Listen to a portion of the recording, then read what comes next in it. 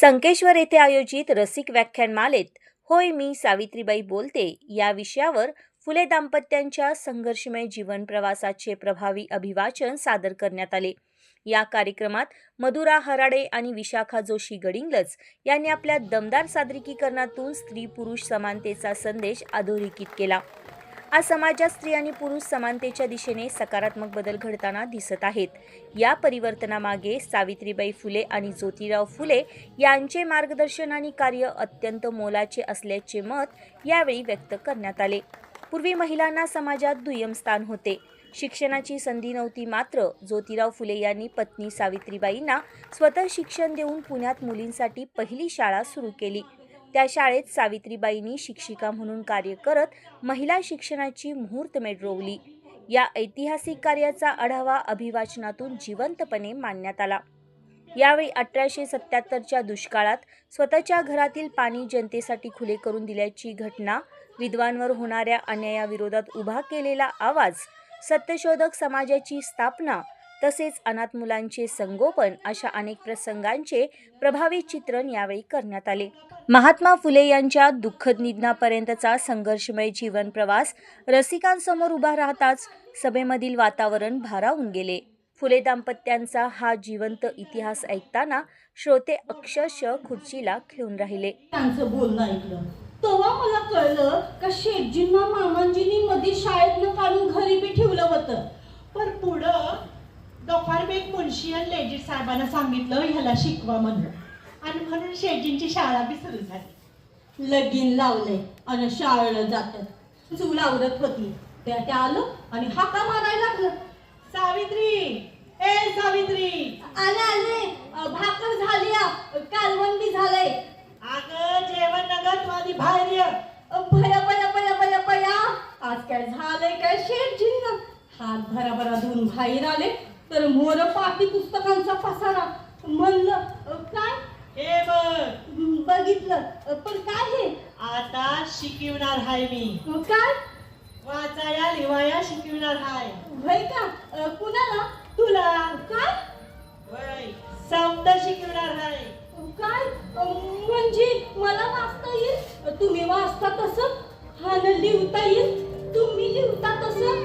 शेठजी म्हणून.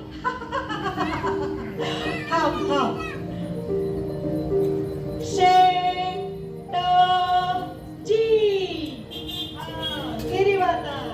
मी लाजणं सुरू झाले. म्हणलं काय हो नवरा? तर म्हण गिरीवाता.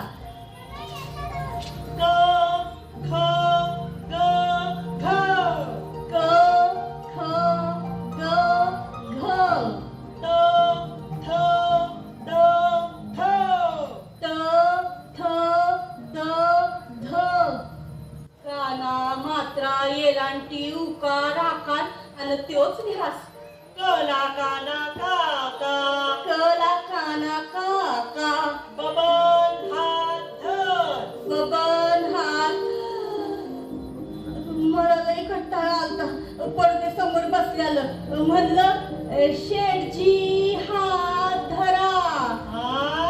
त्याने डोळं वटारलं. मग काय मुकाटली होती या. बे एकम बे, बे दुनी चार, बे त्रिक आठ, बे त्रिक सहा. मुद्दामच लिहिलं होतं चुकीचं, पण शब्द फुटणं. माझ्या डोळ्यातलं पाणी आटणं. ते नुसतं डोळं पुसत होतं. पहाटेचं कोंबडा आरवलं तसं म्हणलं पड जरा, सकाळी उठून घर सोडायचंय. दिस उजाडला. हावरून 4 कापडं घेऊन मामांजींच्या पायाशी मस्तक ठेवलं. हा ना हंबरडा फुटला. मामांजी रडत होता. त्यांनी मला उचलून वर धरलं. ज्या घरात मी शिकली सवरली ते घर सोडून मी निघाली होती.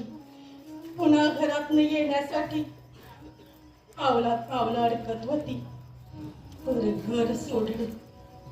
हात ओरात कालवा कालव झाला आणि बाहेर माणसं बडबड करत होती. फुल्यांनी घर सोडलं ते सोडलं, पण पुन्हा बायकोला घेऊन सोडलं. अरे कुठे फेडतील ही पाप? अहो, आम्हीच आमची पाप मांडत होतो.